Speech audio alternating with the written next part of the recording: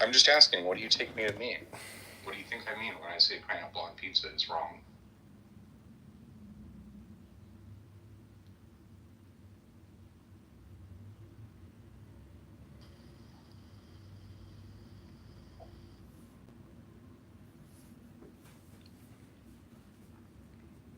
Do you think maybe I mean that I don't like it?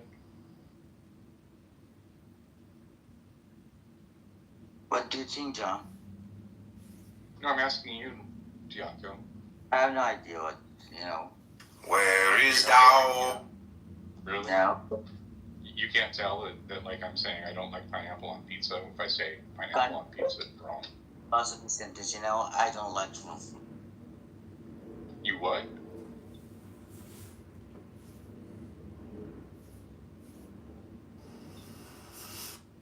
I'm not involving myself in just some kind of philosophy sentence, that kind of thing.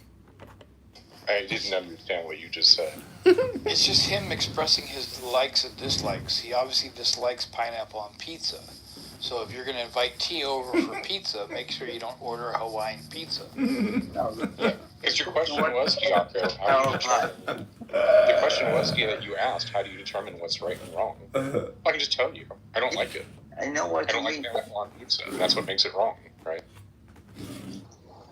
There is no right and wrong, I think. I just told you what I meant by it, which is that I don't like it. No, that's not what I said. That's not what I meant. No, that's what I meant. When I say pineapple on pizza is wrong, what I mean is I don't like pineapple on pizza. That was your question. What how do we determine what's right and what's wrong? Well, I'm telling you, by my preferences, by my likes and dislikes. Yes. And I think T is wrong for disliking pineapple on pizza because I think it's fucking delicious. Objectively incorrect, right?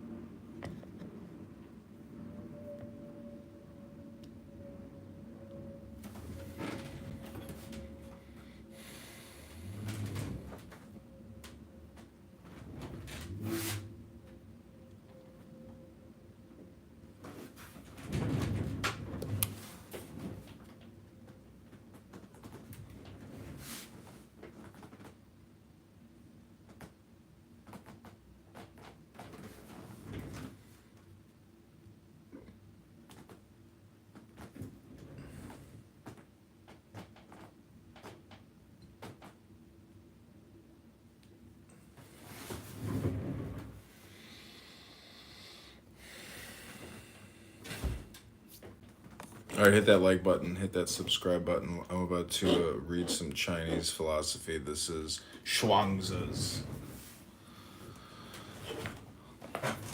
The Tao of Shuangzi.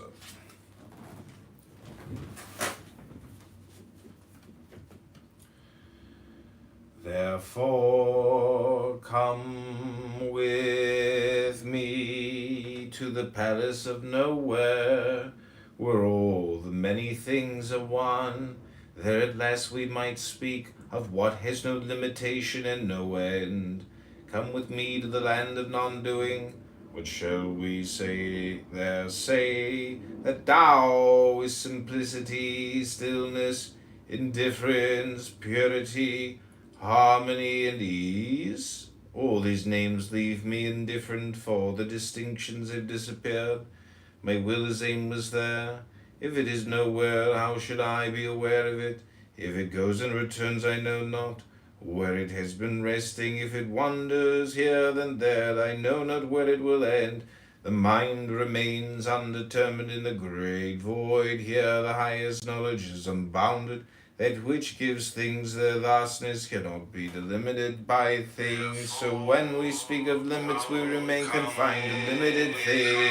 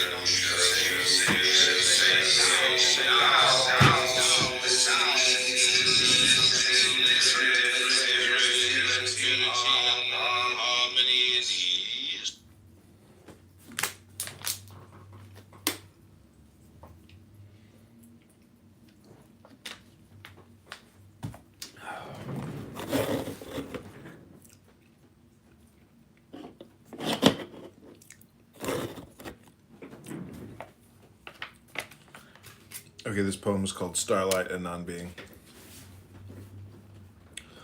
Starlight and non-being.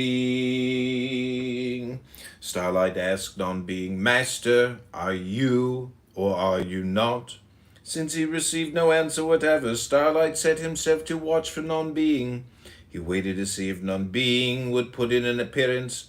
He kept his gaze fixed on the deep void, hoping to catch a glimpse of non-being. All day long he looked and he saw nothing. He listened but heard nothing. He reached out to grasp and grasped nothing. Then Starlight exclaimed at last, This is it. This is the furthest yet. Who can reach it?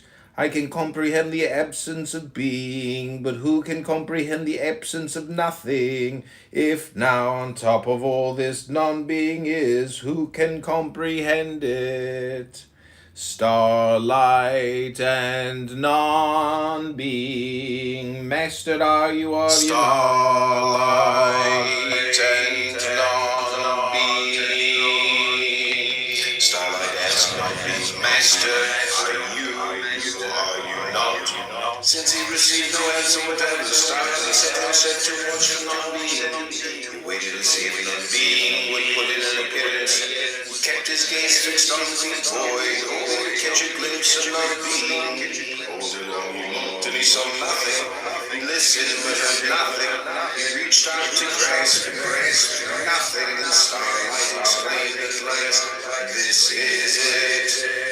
This is the furthest yet. Who can reach it? I can comprehend the absence of being, but who can comprehend the absence of nothing? If now on top of all this non-being is, who can comprehend it? Starlight and non-being. Starlight and non-being. Starlight asked non-being, Master, are you or are you not? Since he received no answer whatever, Starlight set himself to watch for non-being. He waited to see if non-being would put in an appearance. He kept his gaze fixed on the void, hoping to catch a glimpse of non-being. All day long he looked and he saw nothing. He listened but heard nothing. He reached out to grasp nothing. Then Starlight exclaimed at last, This is it. This is the furthest yet. Who can reach it? I can comprehend the absence of being, but who can comprehend the absence of nothing? If now on top of all this non-being is, who can comprehend it? Starlight and non-being. Starlight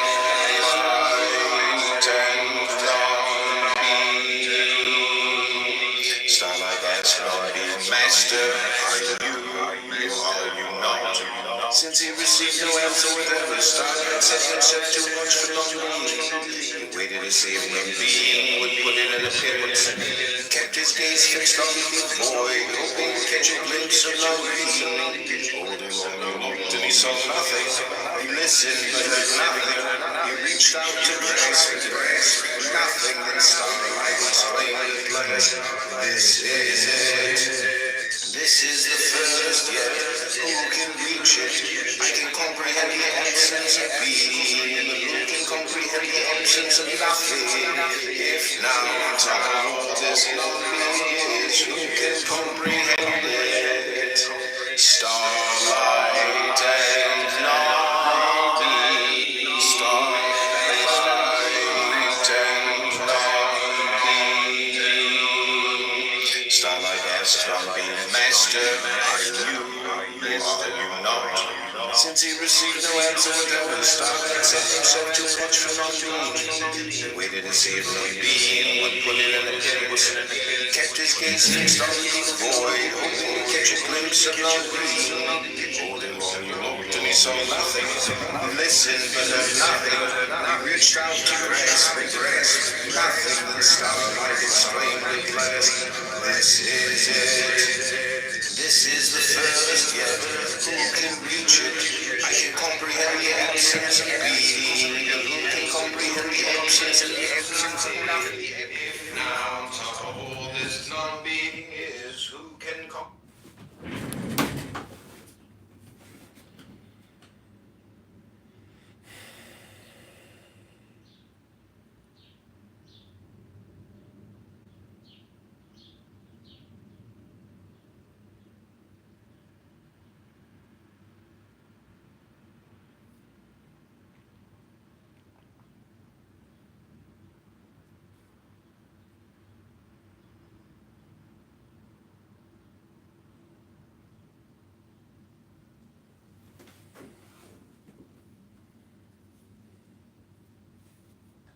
But they'll defend it to the end just because they're afraid of what their God's going to think about them if they say that it sucks. You know, like if they say, nah, you know what, now thinking about it, all things considered, that does sound like kind of a bad idea or a bad law.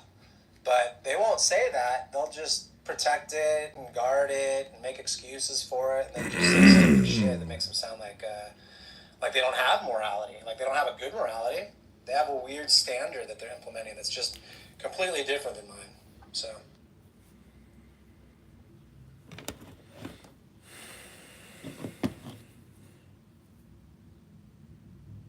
Like MJ, he does the same thing. He's a good guy, but you know, if you press these people on stuff that God supposedly told people to do to women or each other, and for whatever the reasons are that God has, because we don't know God's reasons, right? They'll just act like it sounds like good ideas, because they have to. Well, just because Tim thinks I'm a good idea doesn't mean you have to. Just because what? Just because Tim says I'm a good guy doesn't mean you have to think I'm a good guy. No, I think you're a good guy. I think that you're just like... Well, I mean, look, I listened to someone on a YouTube channel the other day talk to a woman, and the whole time he was talking with her, I'm like, this sounds like a good... Like, she sounds like a good person, right? And she ultimately just kept defending stuff that she, first off, didn't even really know about to begin with. But then when she's into it with them, she just kept defending it, and she would not condemn the law, right? It's very easy for me to condemn the law, right? I can just go, yeah, that's a stupid law, right? God made a dumb law, right? But she couldn't do it. And what ended up happening is the guy in the conversation with her went, look, what it sounds like to me is that you're just better than your God, and you really don't believe that he's all loving and forgiving and stuff, because you think that if you condemn this law, you're next. You're next on the stake to be burned, right? Like, there must be something preventing you from saying the very obvious truth that this is just a bad fucking law, right? So I think you're kind of like that. No, not really. Not really? You think that you think it's a good thing to like tell people back in the olden days to throw rocks at some chick's head until she dies because she fill in the blank? You think that's a good idea across the board? No. It's not a good idea now. Not anymore. Right, not anymore. Right, not anymore. But back then it was a good idea, right? Yeah. You kidding me? Oh, okay. Yeah, see, MJ, I can't even take you seriously, bro. So, damned if I do, damned if I don't. That's awesome. Wait, hold on, Diaco. Can you mute up, please? So Can you mute up, please? Thanks. Well, no, it's just I think you're lying. I have to say what. Yeah, I have to say. Yeah, I what just you think think you're I should lying. say. Or Yeah, I am just think you're lying. That's great. Well, no, That's great. I'm just telling you my opinion. You could be telling the truth. I'm giving you an out. I think that you're just saying this, right? I just think that I you're have to tell you the saying truth. I this. have to take it out. That's awesome. Well, no, look. I think that you're bigger than that and better, right? Oh, thanks, man. Yeah. And so I appreciate think that when you defend this stuff, you just feel like you have to because... I said no already. No way. No way. That's a bad law. It was a bad law then? Oh, okay. I thought someone else said no. It was a good idea. No, honey, you know I love you, right? Like you're my brother from another god or from a non-religion. Wait, who, me? No, I'm talking about honey. Yeah, did I get the voices mixed up? Did someone else say it was a good idea back then? Yeah, that was me. Oh, that was you. Ah, shit, man. All right. Yeah. Sorry. Bring Biscuit on stage. Throw some cabbage at him. No, I'm saying, like, if you're thinking about this deeply, right? Fatherlessness leads to really, really fucked up citizens most of the time. I'm gonna just start there, right? So because of that, stoning women is okay, right? No, you're jumping from what I'm saying to a conclusion to make it sound silly. That would be a straw man tactic. But I'm saying something that's worth at least saying, maybe, if you would let me finish. I mean, dead air, bro. Don't throw me off right now, Romero. I'm kind of hot. I'm literally waiting for you to talk. I'm saying there's dead air. Okay, all right. It's not a talk show. Dead air is okay. But you're still not talking about the topic that you said you were going to talk about. Well, I was talking about it just then. You have to give me a break here. Okay, listen. So the fatherlessness back in that time, if you had no father, it was very difficult for you to do anything. Or for no known father, these are people who became like thieves and robbers. And a thief or a robber today, like in today's America, has no effect or consequence compared to a thief or robber back then in those small fucking Jewish, Hebrew farmer towns, right? The effect of a thief could contextualize it, Biscuit. They're gonna play the song. Well, I'm missing the point still. Yeah. No. Okay, here you go. So the way that this ties into things like adultery or promiscuity is that back in those days, the consequences of adultery or promiscuity was oftentimes a bastard child. And so the effect of bastard children on a community was far worse then than it is now. And by today's standards, I mean, even Obama was like, fatherlessness leads to higher rates of, being a criminal individual, right? And so being a woman who participated in like adultery or, these things, it was far, far, far more fucking serious. So what? For the whole society. So what? Remember the second part, though, about some of this stuff? And one of them was Deuteronomy 22:13, and you even gave me props for having this layered. God tells people that they should stone their wives for lying to them about being a virgin because the cloth doesn't have blood on it. But less than 50% of women actually bleed their first time having sex.